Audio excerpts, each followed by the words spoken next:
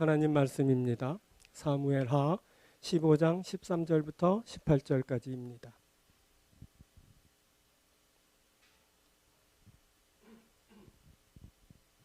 사무엘하 15장 13절부터 18절까지입니다.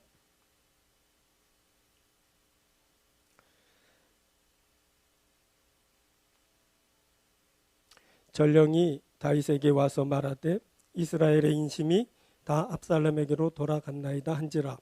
다윗이 예루살렘에 함께 있는 그의 모든 신하들에게 이르되 일어나 도망하자. 그렇지 아니하면 우리 중 한 사람도 압살롬에게서 피하지 못하리라. 빨리 가자. 두렵건대 그가 우리를 급히 따라와 우리를 해하고 칼날로 성읍을 칠까 하노라. 왕의 신하들이 왕께 이르되 우리 주 왕께서 하고자 하시는 대로 우리가 행하리이다. 보소서 당신의 종들이니이다 하더라. 아멘. 여기까지 보겠습니다.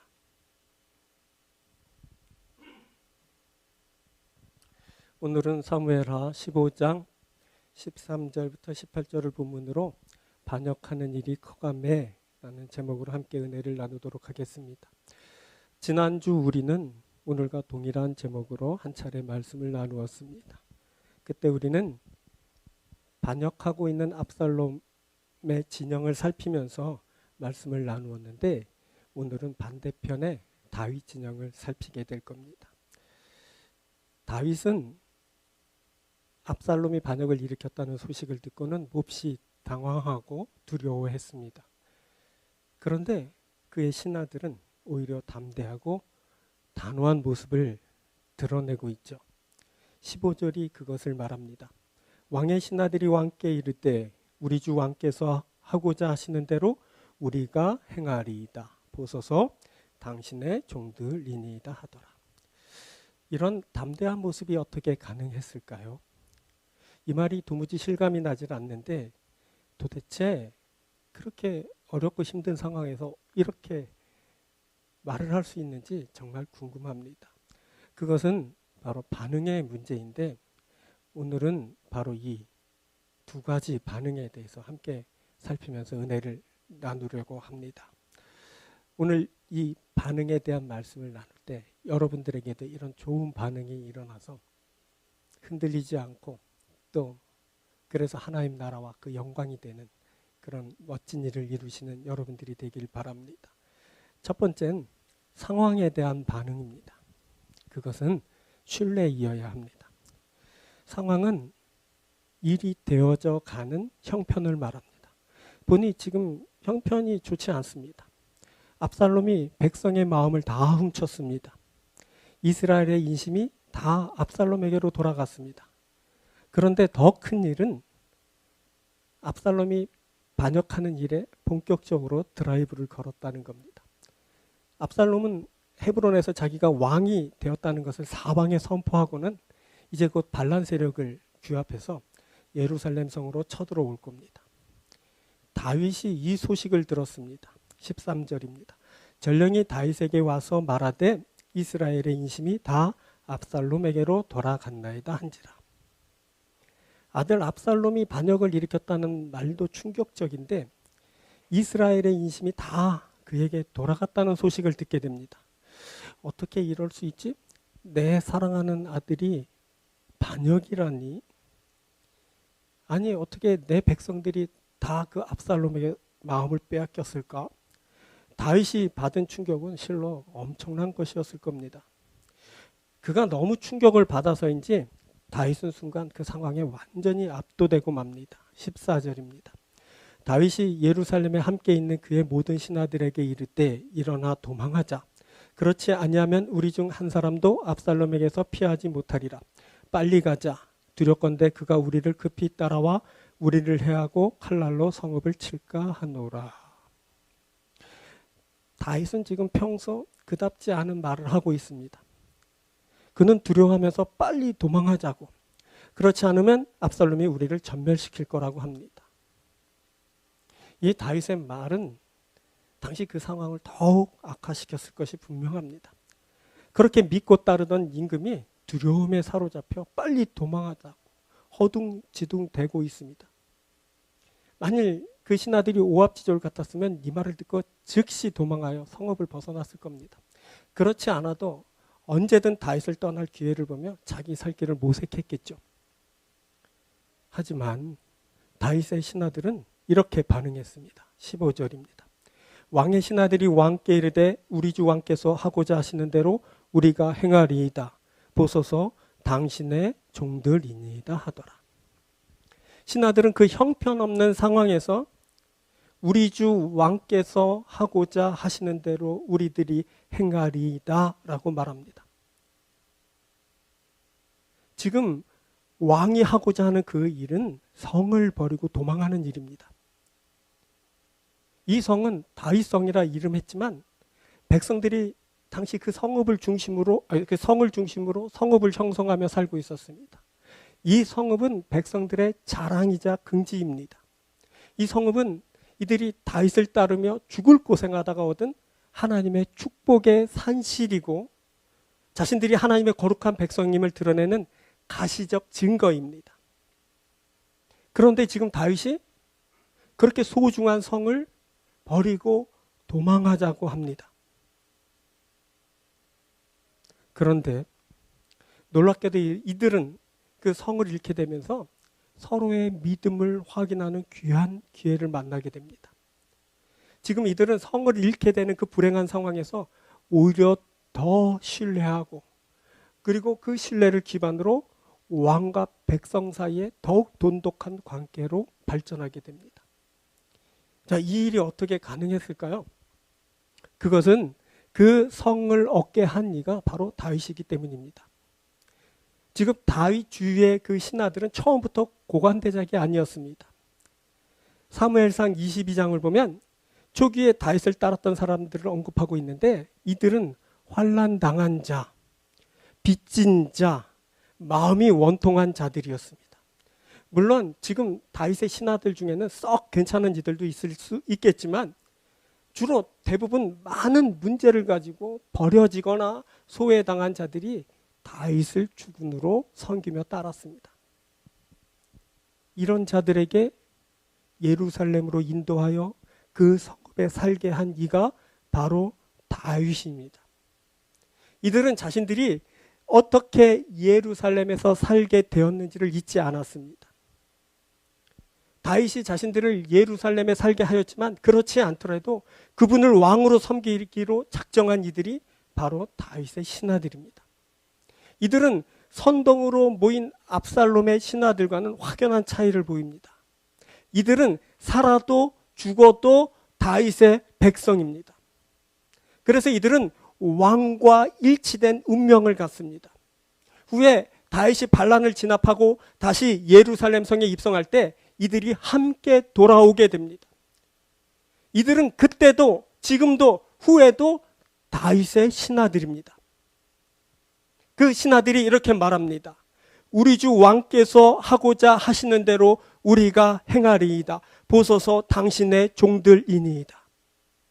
여러분, 이것이 신앙입니다. 그리 아니하실지라도 신뢰하면서 따르는 겁니다. 상황이 안 좋게 되더라도 인도하시는 대로 나아가는 겁니다. 주님과 나는 한 운명입니다. 우리가 지금 재난을 만났지만 그래서 몹시 고달프지만 주를 신뢰하며 그와 함께 하는 겁니다. 여러분, 주신 이가 하나님이십니다. 지금은 그것을 잃게 되는지는 모르겠지만 우리는 더 좋은 곳으로 얻게 될 겁니다.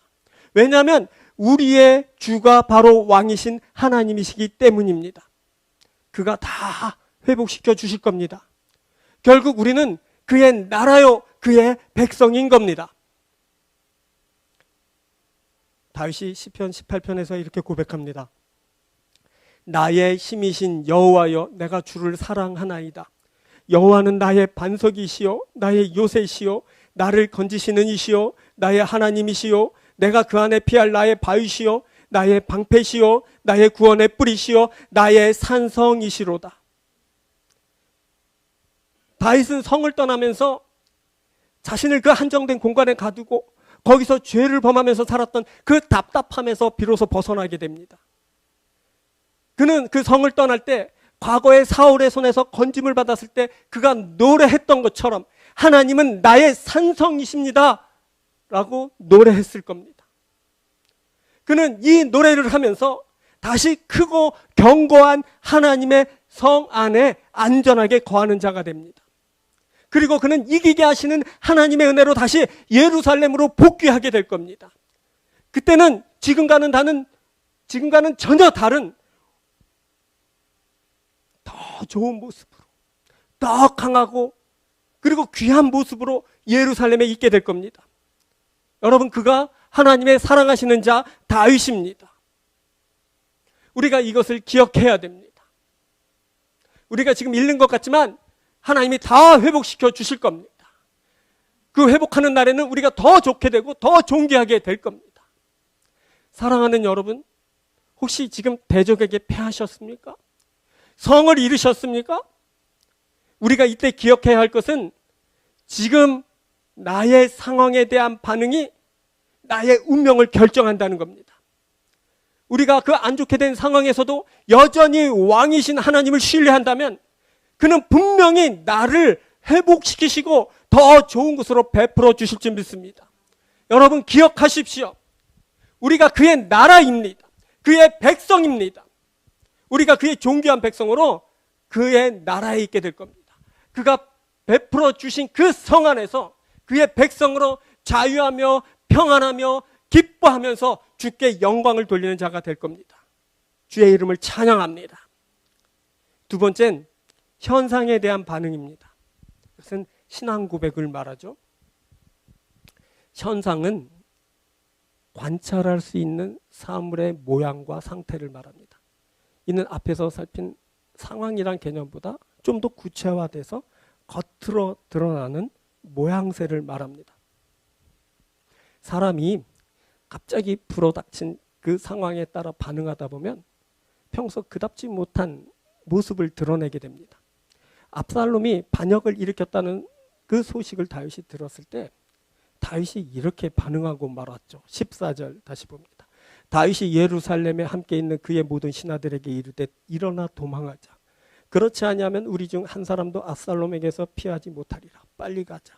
두렵건대 그가 우리를 급히 따라와 우리를 해하고 칼날로 성읍을 칠까 하노라. 생각지도 못한 매우 실망스러운 현상이 일고 있습니다.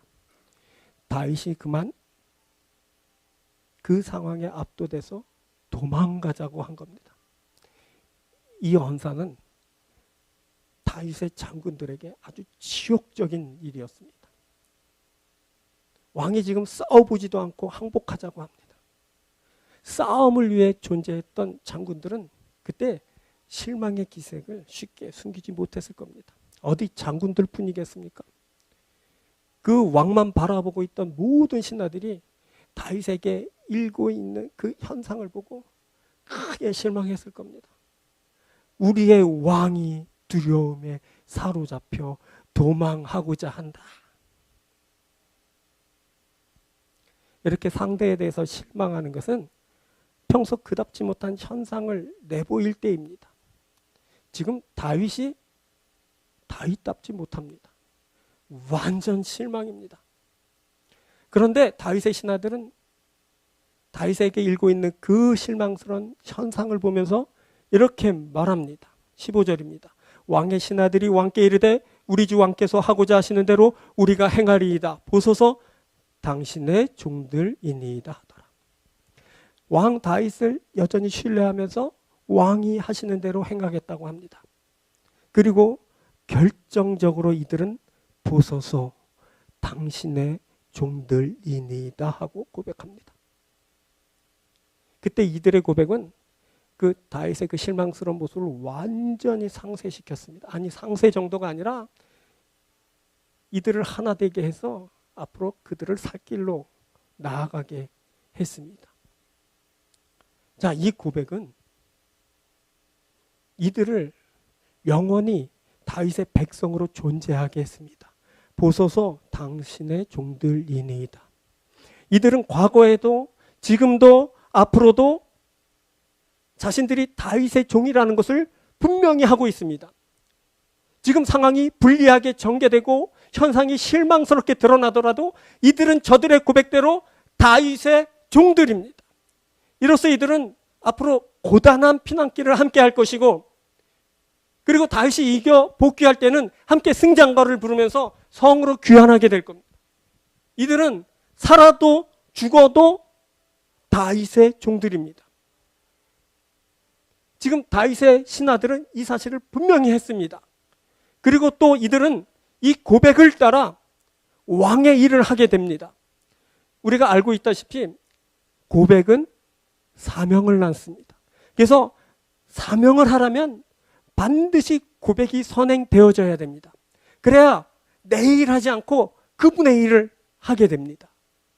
그래서 이 보소서 당신의 종들이니이다라는 고백은 한층 더 중요성을 더하게 되는 겁니다. 이제 자신이 누구인지를 고백한 이들은 그 말대로 왕을 보필하며 그 반역의 세력과 치열하게 싸우게 될 겁니다. 이들은 선동으로 모인 그 압살롬의 신하들과는 큰 차이를 보입니다. 이들은 그곳에 왜 있는지를 압니다. 자신이 누구인지를 압니다. 압살롬의 신하들은 영문도 모르고 선동돼서 쫓아다닌 그런 사람들이었지만, 이 사람들은 지금 다윗 앞에 자신들이 왜 있는지를, 자신이 누구인지를 알고 있는 겁니다. 이들은 왕과 그의 나라를 위한 자들입니다. 요한복음에서 예수님은 부활하신 후에 낙향하여 그물질을 하고 있는 베드로를 찾아오셔서 내가 나를 사랑하느냐 하고 물으셨습니다. 주님이 이렇게 물으신 것은 베드로로부터 고백을 받기 위함이었습니다. 주님은 무려 3번이나 내가 나를 사랑하느냐라고 물으셨는데, 베드로로부터 주님을 사랑합니다 라는 고백을 들은 주님은 베드로에게 내 양을 먹이라, 내 양을 치라 라고 사명을 주셨습니다. 그가 처음 주님을 따랐을 때 그는 다른 제자들처럼 주님이 왕으로 등극하실 때 성 같은 대단한 것을 얻을 줄 알았습니다. 하지만 입성하신 후 주님은 주님의 말씀대로 그냥 십자가를 지시고 죽임을 당하셨습니다. 그 현상을 보고 그가 큰 실망에 잠기게 됩니다. 후에 주님이 부활하셔서 그에게 나타나 주셨지만 그의 실망은 쉽게 회복되지 않았습니다. 그래서 그냥 그가 고향으로 돌아가게 된 겁니다. 주님은 그에게 사람 낚는 어부가 될 것이라고 했지만 그는 예전처럼 그 냄새나는 그런 물고기를 잡는 신세가 되고 말았습니다. 하지만 주님은 그를 포기치 않으셨죠. 다시 찾으셨습니다. 그에게 내가 나를 사랑하느냐 라고 물으시고, 내가 주님을 사랑합니다 라는 고백을 받아내시고는 내 양을 치라 먹이라 라는 사명을 주셔서 그를 다시 세워주셨습니다. 그때 비로소 그가 사람을 얻는 자가 됐습니다. 이렇게 고백하는 자가 사명하는 겁니다.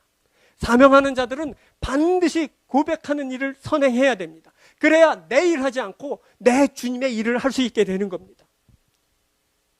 여러분, 우리가 고백합니다. 하나님, 당신이 우리의 왕이십니다. 우리는 당신의 백성입니다. 우리에게 어떤 현상이 일어나겠습니까? 이로써 우리는 영원하신 하나님의 영원한 백성으로 존재하게 됩니다. 할렐루야! 그리고 또 뿐만 아니라 이 고백을 따라 하나님의 일을 하는 거룩한 사명자가 되는 겁니다. 여러분, 이것은 현상을 넘어서 고백하는 일이 있을 때 이루어지는 일입니다. 여러분, 지금 몹시 어렵습니다. 재난을 만났습니다. 우리가 성을 잃고 재물을 잃고 사람을 잃고 일을 잃고 건강도 잃었을지 모릅니다. 그렇지만 그 안 좋은 상황과 그 현실 속에서 그 모든 들고 일어나는 현상에도 불구하고 내가 주의 백성입니다 라고 고백하게 되면 그 순간부터 주는 우리의 나라, 우리의 임금이 되시고 우리는 거룩한 주의 백성이 되는 겁니다. 그리고 우리는 그 나라를 위한, 그 임금을 위한 그 영원한 사명자가 됩니다. 사랑하는 여러분들에게 이러한 일이 일어나게 되길 바랍니다. 말씀을 맺겠습니다. 우리 인생의 상황은 어쩌면 그런지 매번 우리에게 불리하고 우리에게 안 좋은 것을 가져오고 우리에게 상처를 입히고 때로는 우리에게 죽음을 가져오기도 합니다. 하지만 그 상황에도 불구하고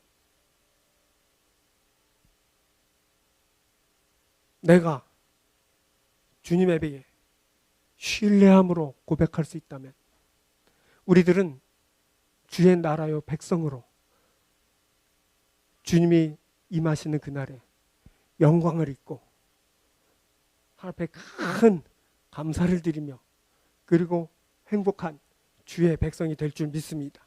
또한 들고 일어나는 그런 현상이 우리를 계속 괴롭히고 우리를 걱정하게 하고 우리를 슬프게 할지라도 우리는 주의 백성입니다 라고 고백하면서 믿음을 확실히 하게 되는 순간 우리들은 어떤 안 좋은 일이 일어나도 여전히 주의 백성으로 존재하고 그리고 여전히 주의 일을 하는 그런 능력 있는 그런 사명자가 될 줄 믿습니다. 삼성교회 바로 이러한 역사가 일어나게 되길 바랍니다. 가정에서 예배하는 우리 성도들과 그 가정에서도 이런 행복하고 능력 있고 좋은 일들이 일어나게 되길 바랍니다. 하나님이 우리와 함께 하십니다. 우리 다 함께 기도하겠습니다.